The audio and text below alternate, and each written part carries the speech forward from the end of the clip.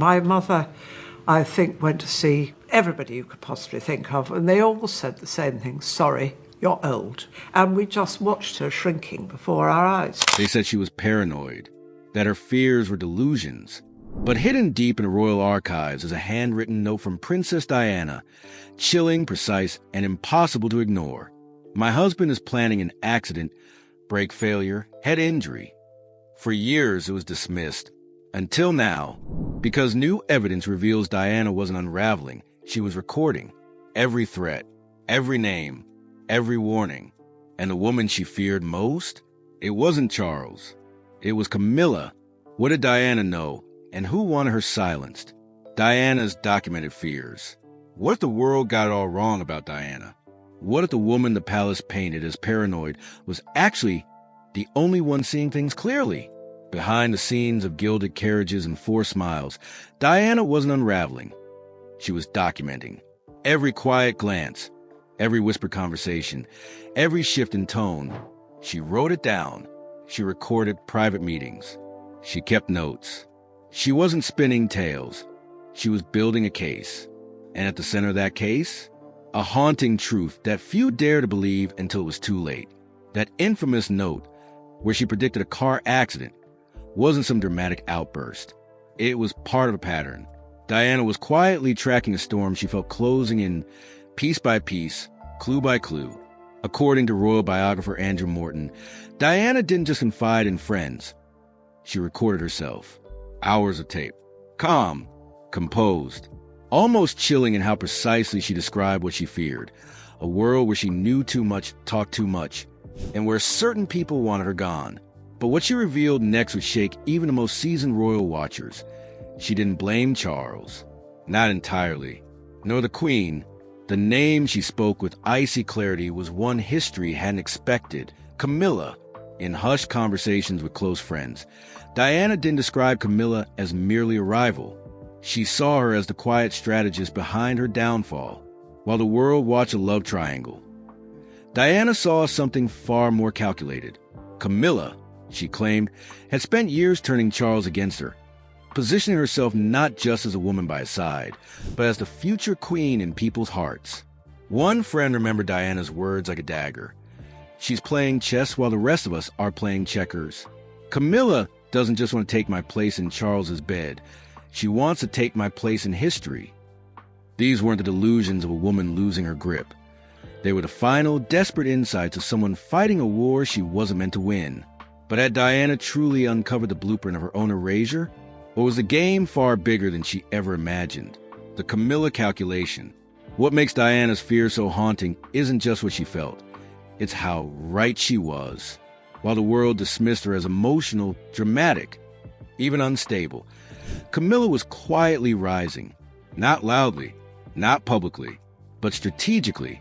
While Diana was front-page news for every tear, every stumble, Camilla was forging silent alliances. Palace insiders, select journalists, PR specialists. The very system that once protected Diana began to reposition itself, brick by brick, around Camilla. It didn't happen overnight, but Diana noticed something no one else seemed to see. Every time a negative headline about her mental state hit the papers, a flattering piece about Camilla followed. Always polished, always poised. The other woman was being repackaged as a quiet, sensible constant in Charles's chaotic life. And it worked. Diana wasn't just watching this unfold. She was documenting it. She allegedly kept detailed notes naming journalists she believed were being handed scripts, and staffers she suspected were feeding stories that cast her as unstable. To the public, these were coincidences. But to Diana, they were coordinated strikes. And then, the betrayal cut even deeper. She began to suspect that Camilla hadn't just built influence around her, but inside her world. Diana feared that members of her own staff, people she trusted with her schedule, her well-being, even her most personal thoughts, were leaking information directly to Camilla. Even her private therapy sessions may not have stayed private for long. So she set traps. She planted false stories among trusted aides to see what would resurface, and where, and what she discovered left her shaken. The leaks weren't random. They were systematic, calculated, Diana was no longer just a woman fighting for her public image.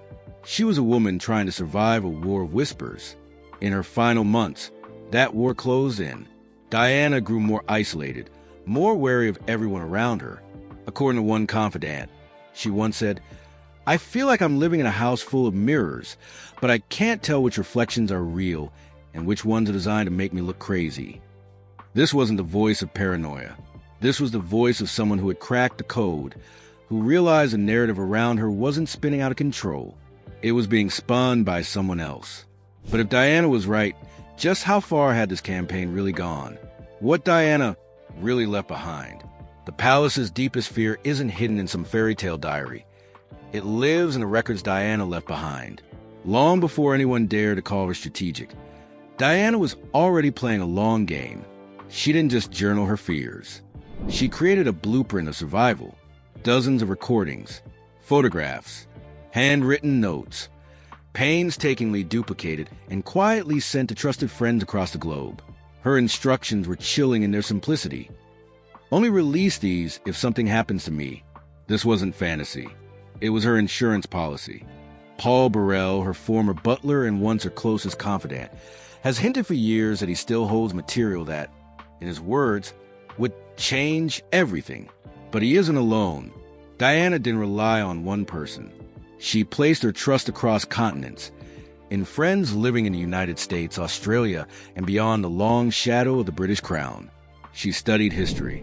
She knew what happened to inconvenient royals, and she refused to be erased without a trace. What's most astonishing isn't that she made predictions, it's how right she was. She foresaw William marrying someone who valued truth over titles, describing, long before the world knew her, the exact qualities that define Kate Middleton today. She predicted Charles would marry Camilla, but warned that the public would never fully embrace her as queen.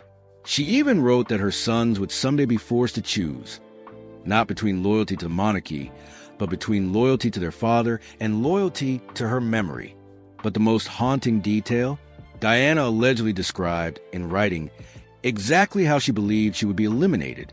Not just vague threats, specific methods, possible timelines, places. Friends who have seen these documents say they're not the ramblings of a scared woman.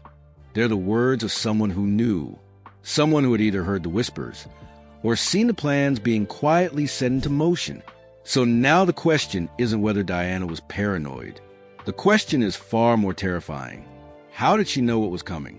The modern royal war. What's unfolding inside the royal family today would make Diana smile, not with joy, but with quiet, powerful vindication. For decades, Camilla worked to craft an image of calm, of dignity, of being the steady hand behind Charles. But now that careful illusion is beginning to crack. And the ones pressing on those fault lines? William and Kate. This isn't coincidence. It's strategy. Through subtle gestures and public symbolism, the Waleses are rewriting the royal script, and they're doing it in Diana's ink. Every appearance, every speech, every carefully chosen moment seems to echo the woman who was once cast aside. And in doing so, they're making Camilla's place at the heart of the monarchy feel more and more fragile. William, once the quiet heir, has taken charge of his mother's legacy like a general reclaiming lost ground.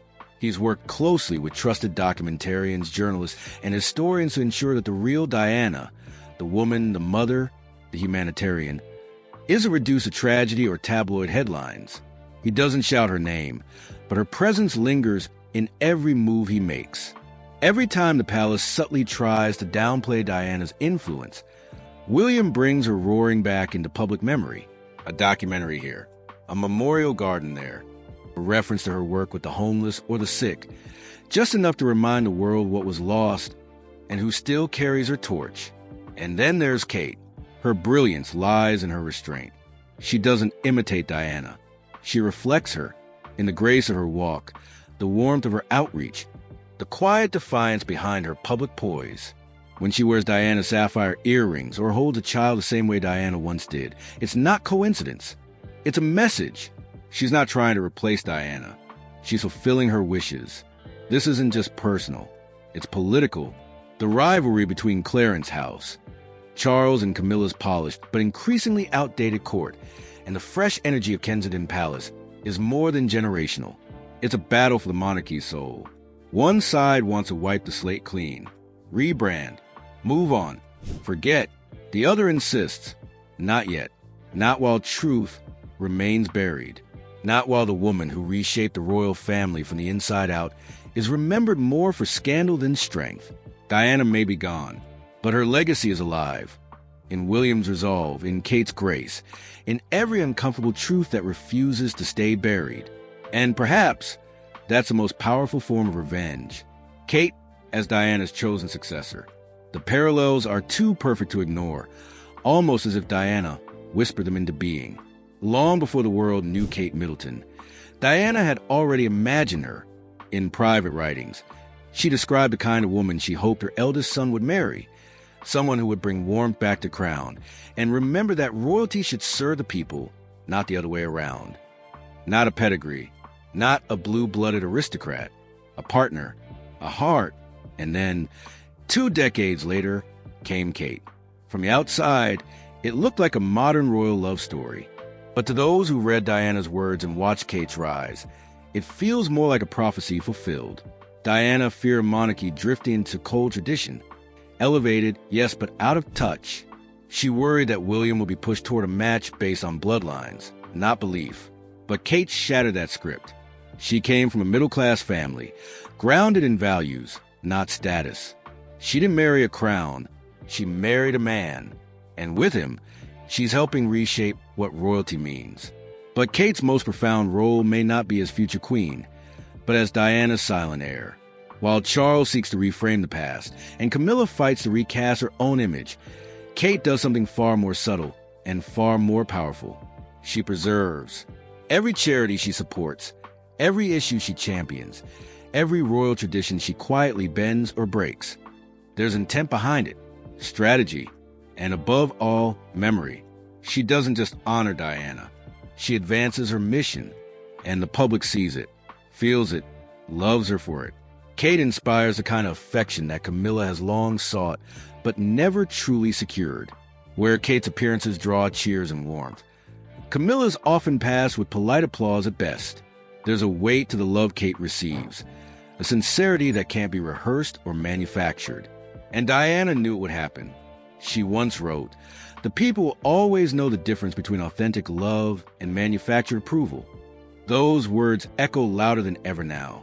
Because as Kate walks the royal path Diana once cleared with blood, tears, and grace, she walks it not in her shadow, but in her light. The palace power struggle. Beneath the surface of royal smiles and ceremonial handshakes, a quiet war is raging, not over crowns or titles, but over memory, Diana's memory. Behind palace doors, a generational battle is unfolding. A high-stakes clash between those who want to bury the past and those determined to confront it. At the heart of this divide stands Prince William, and he has made one thing unmistakably clear. When he becomes king, the rules will change. This isn't about tweaking protocols or digitizing paperwork. It's about truth, about reckoning, about facing what was done to his mother and what was covered up afterward. Charles and Camilla embody the old guard. For them, royal survival has always meant silence, dignity above disclosure, stability over sorrow. Diana, to them, is a beautifully bound chapter, one that should be remembered respectfully, but never reopened. But William and Kate, they see things differently. For them, the monarchy's future credibility depends on honest confrontation, on reckoning with the shadows of the past. Not just out of loyalty to Diana, but out of belief in a better, more compassionate royal institution. Their vision is bold, and it is deeply personal. And while the public sees only glimpses, the battle plays out in 100 subtle decisions. Which charities receive royal patronage? Which portraits are unveiled? Who appears at what event and who doesn't? Which narratives are quietly rewritten and which are fiercely preserved? Insiders whisper that William has been carefully building his own circle. Trusted historians, loyal advisors, sympathetic journalists, all united by a single goal, restoring Diana's truth. But the most charged battleground, maybe the one still hidden from view, access. William is said to be pursuing control over key historical records and personal items tied to his mother's life. and her death, documents, photographs, private recordings, items that were whisked away from Kensington Palace after her passing and tucked into archives or private collections, away from the public eye. Why does he want them now? Sources say it's not just about protecting her memory. It's about finally understanding it, shedding light on those final restless months. Filling in the blanks history has tried to blur. And maybe, just maybe, revealing truths the monarchy was never meant to survive. But will he succeed? Or will the old guard find a way to bury the past one last time? The truth that emerged. What we now know about Diana's final months tells a very different story than the one we were once sold. She wasn't unraveling. She was preparing. Far from paranoid, Diana had become deeply strategic, mapping out a quiet plan to preserve the truth of her life before others could rewrite it. The famous note predicting a fatal car crash was not a lone outburst. It was part of a larger, chilling pattern. A woman sensing danger. A mother protecting her legacy. A princess documenting her truth before it could be buried. Her friend Rosa Monckton later revealed that Diana spoke often, almost obsessively, about making sure her sons would one day know the real story. Not the official version, not the palace-scripted fairy tale, but the raw truth. Who she was, what she endured, and why she was cast aside. She feared that William and Harry would be fed lies about her mental state, that they'd be told she was emotional, unstable, difficult. A woman undone by her own flaws, rather than targeted by an institution desperate to silence her voice. But Diana was 2 steps ahead. She spoke to friends, recorded tapes, wrote notes. She kept receipts, not of gossip, but betrayal. Perhaps the most damning revelations came from her confidant, Simone Simmons. According to her, Diana believed that Camilla wasn't just a rival. She was an active architect in Diana's unraveling. Diana allegedly documented moments where Camilla isolated her from Charles, whispered into the ears of palace staff, and quietly shaped the media to portray Diana as erratic and unstable. And Diana saw what was coming next. In her final weeks, she warned those closest to her, "Watch how quickly the story changes if something happens to me. See who benefits from my silence." It wasn't just a suspicion. It was a prophecy. And after her death, the transformation was almost immediate. Controversial truths were quietly brushed aside. The woman who once shook the monarchy was suddenly reduced to a soft, tragic memory. And Camilla, once the most reviled woman in Britain, began her journey toward royal redemption. Diana predicted it all, because she understood something the crown never expected. That silence isn't just an absence of voice. It's a weapon, and her silence in death was used to rewrite everything she had fought to reveal. But now, her voice is returning, through her sons, her records, her legacy. And the question lingers like a shadow behind the throne. What else did Diana know? And who's still trying to keep it hidden? Diana's eternal influence. 27 years after her death, Diana is still shaping the monarchy from beyond the grave. Every attempt to fade her into the background has only made her shine brighter.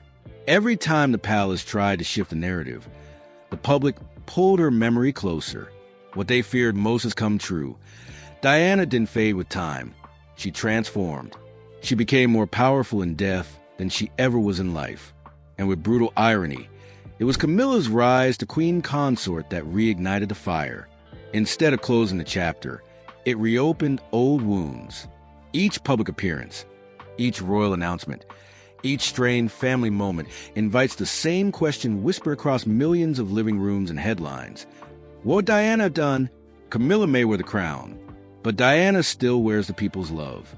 William and Kate have built their royal lives around her principles. Their focus on mental health, their warm, grounded parenting, their quiet defiance of outdated protocol. These are not random choices. They are echoes, living tributes, a kind of soft rebellion in honor of the woman who dare to feel, to speak, to break the rules for the sake of compassion. And here lies the most powerful twist of all. What the world once called paranoia now reads like prophecy. Diana wasn't imagining enemies. She was documenting them. She wasn't afraid of being forgotten. She was preparing for it. And in doing so, she ensured she never would be. Her warnings about Camilla's rise, about the monarchy's distance from the people, about her sons being torn between love and duty. Each one now reads less like a fear and more like a blueprint, because Diana's story didn't end in that tunnel in Paris. It became something more, a living compass, a reminder that royalty without heart is hollow, that truth, once spoken, can never be fully buried, that legacy is built not on titles, but on love, sacrifice, and the courage to be real. They tried to silence her, but in the end, they only gave her a louder voice. And with every passing year, Diana's flame burns brighter, lighting the corners of royal life they hoped would stay in shadow. Her truth survived, her legacy endures, and that, perhaps, is the greatest royal victory of all. What do you think? Were Diana's fears prophetic wisdom, or the warnings of a woman too far ahead of her time? Are William and Kate truly carrying her torch, or is it time for the monarchy to turn the page? Let us know your thoughts in the comments below. And if you found this story as powerful as we did, make sure to hit that like button, subscribe for more hidden truths behind palace walls, and tap that notification bell so you never miss what's coming next, because we're just getting started uncovering the stories they never wanted you to hear.